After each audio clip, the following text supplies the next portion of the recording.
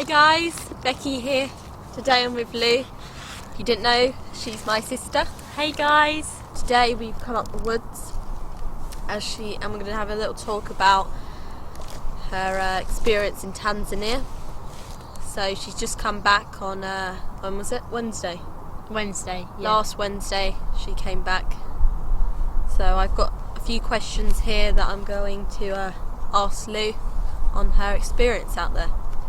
So first of all, can you explain what you did out in Tanzania? So where were you and what were you doing? So I left on the 16th of February and I was on a WASH project, which is water, sanitation and hygiene.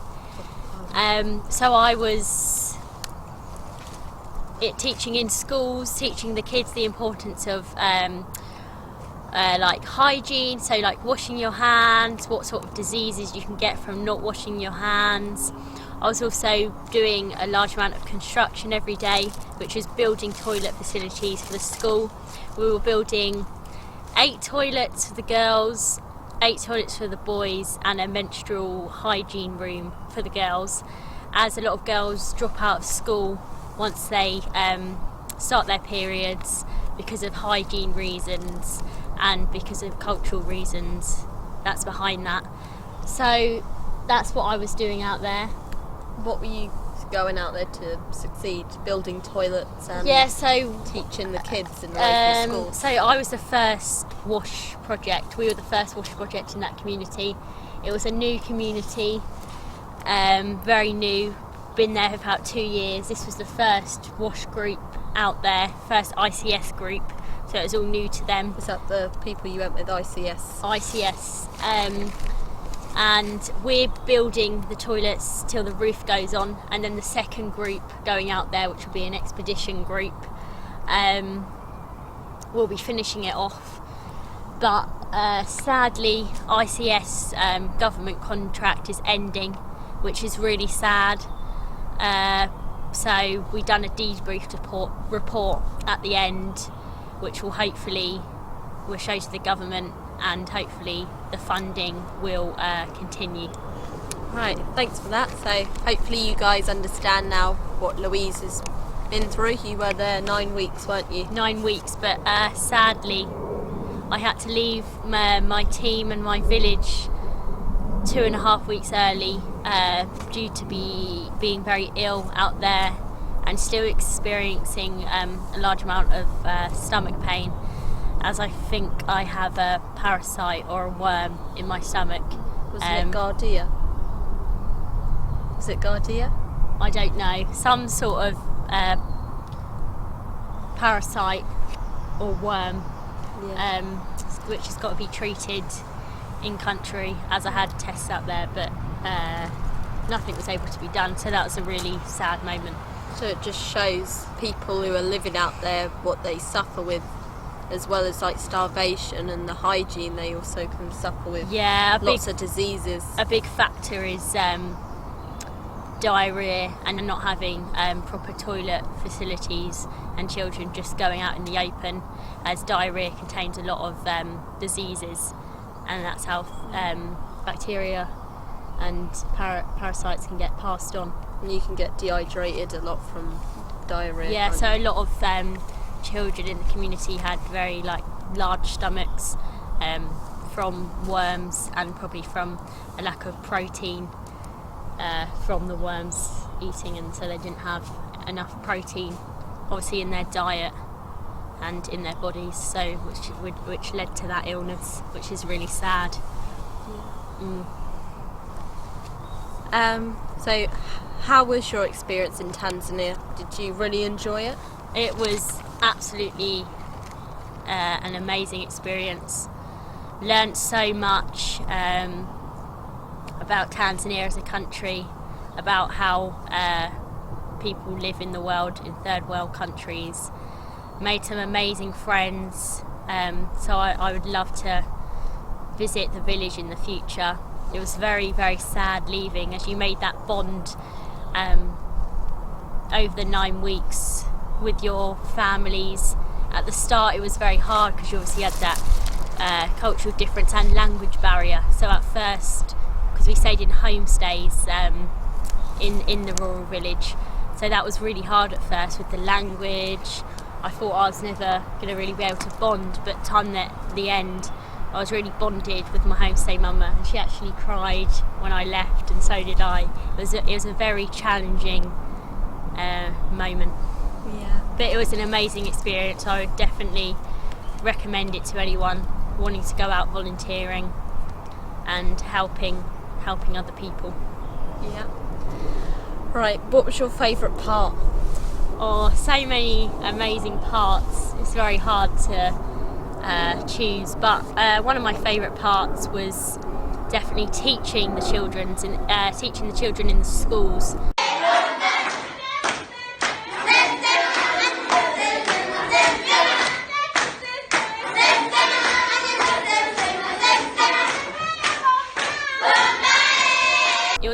There's 400 students at the school with only 2 teachers, which is a really low number, and one of the teachers left towards the end, so they're left with 1 teacher for 400 students, and it was just amazing being able to teach them, passing on your knowledge that you know that they don't know, and they're just so enthusiastic and engaging, just really wanting to learn, always wanting your attention, and that was really an amazing experience, especially when they start calling your names, calling all the volunteers' names, shouting your name out all the time. Yeah, you really have a strong connection with the children, so that was probably one of my best moments.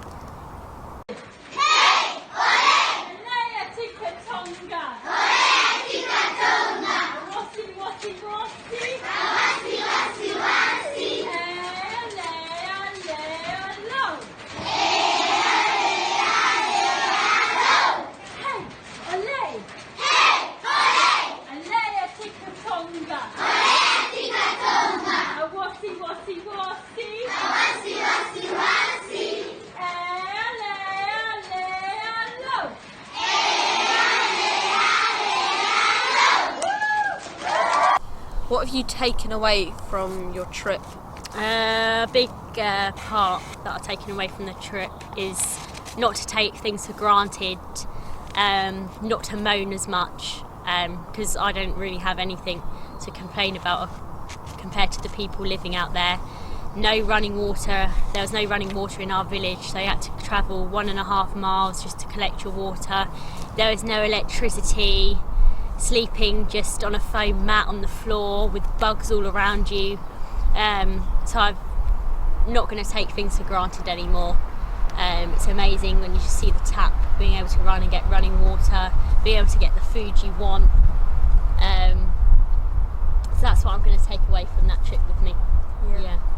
Okay, next question. Do you recommend it for other people? That just going to camp and going out to a country? I would 100% recommend it to anyone wanting to do something like this.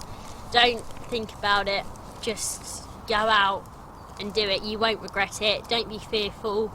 It's amazing, but I would make sure you pick a good organisation to go with.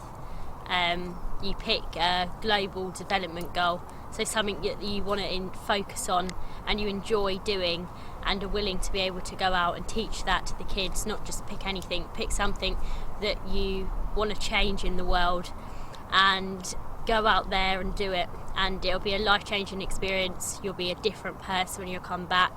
You'll see the world in a different way and you'll be a much more confident person. So 100% would recommend that. Yeah. So on that note, for people who you do recommend to go out doing it, what would you have done differently if you went back? If you went back, or you're giving them advice, what would you tell them to take with them or do differently? I would say when you're out there, just really enjoy the moment. Don't think about being back home, doing different things. Just don't think about the future. Just solely think about being in that moment and focusing on that moment 100% and just giving 100% effort to what you're doing right there. So that's what I'd probably do differently.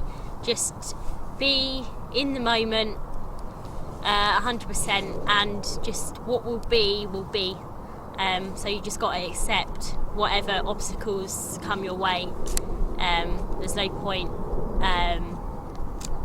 regretting it, hating yourself for it. You just got to go with it. So always, wherever you are, be in the moment, enjoy it, because before you know it, it's going to be over and it's going to be gone, and you wish you were there 100%. So that's definitely something to take away, and that's been a life lesson for me, which I will adopt in the future. Daily routine. Yeah, exactly. Yeah, that goes towards life as well, just not taking things for granted, including people.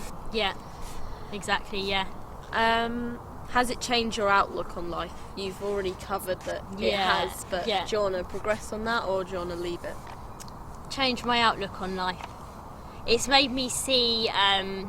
or the cultures, don't you? The cultures between our one and their one. Yeah, so many... Has it changed the outlook on our culture? Yes, it has. It makes me feel bad for how we live our lives, take so many things for granted.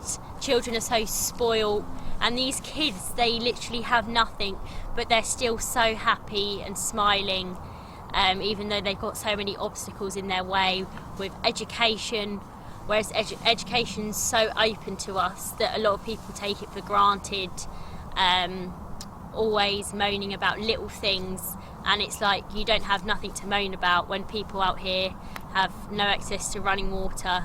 It's a completely different way of life. It's I think it's one of those things, it's really hard to explain and really hard to try to explain. I think it's in your head, but like I said, it's hard to explain. You've got to go out there and be in that environment and experience it for yourself. Like, pictures don't cut it, talking about it doesn't cut it. You just got to go out there, experience it, and see how it really is.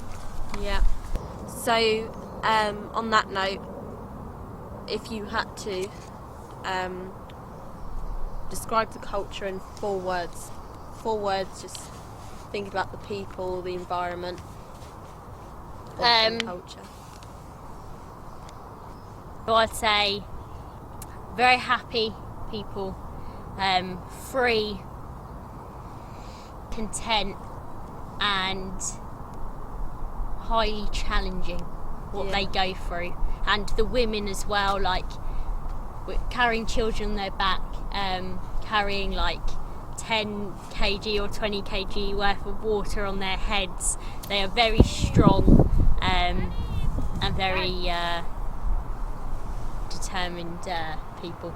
Yeah. Nice. What were your highs and lows? So my highs of the trip were spending time with my team, really getting that team bond, because in the teams it was we had 7 Tanzanians and 6 UKs all working together, and that, I think, without the Tanzanians it wouldn't be as good, the team dynamics, and they helped us be able to communicate with people in the village, like our villagers. So that was definitely a high, the team, and like being able to communicate with people in the village, doing talks with members of the community, finding out about their way of life, teaching the lessons, seeing how the kids improve from week 1 to the end of the week. Massive high was the construction as well, because we had a lot of villagers helping us. Seeing the transformation over from the start to the end was immense. Like, we got it done so, like, in such a quick, like, short space of time. We got so much done, and seeing the improvement from the toilets from the start to when I left was massive. I would say my lows were just seeing the children in the village drinking unpurified water from a nearby pond, very dirty, full of really load of parasites, and seeing them drink that water and not having access to clean water, because because they obviously don't have the knowledge, and they also have to pay to drink from a water pump, which is still needs to be purified, but it's cleaner than the water in the pond. But like some families cannot afford that. They don't know most of the time. And another low for me would be becoming ill and being ill for quite a long time. So that sort of affect some of my placement, but I still wanted to be there, so we're still fighting it out for so long. But then it just got to a point where it got worse, and you can't be in an environment like that, a challenging environment, when you're not feeling 100%. It's just not going to work out. So, and leaving my village was such a devastating day, walking into school for the final time, leaving the kids, and then leaving my team, because it's one of those things, it's like highly unlikely that I'm ever going to see them again, so many thousands of miles away. So that was a really big challenge for me. So that was a very low day. Who did you miss the most? Oh, obviously you, Bowie.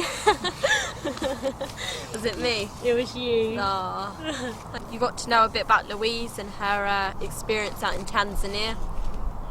So yeah, that was a bit about her. If you haven't seen Louise in my other videos, she's in a boat trip one. So very funny that. Yeah, go check that one out if you haven't already seen it. So that was a weekend away on our boat. But yeah, apart from that, I hope you understand what it's like out in them third world countries if you didn't already, or what it's like to go on one of these camps, helping out the hygiene problems and things like that. So thanks guys. Thanks guys. Bye. Bye.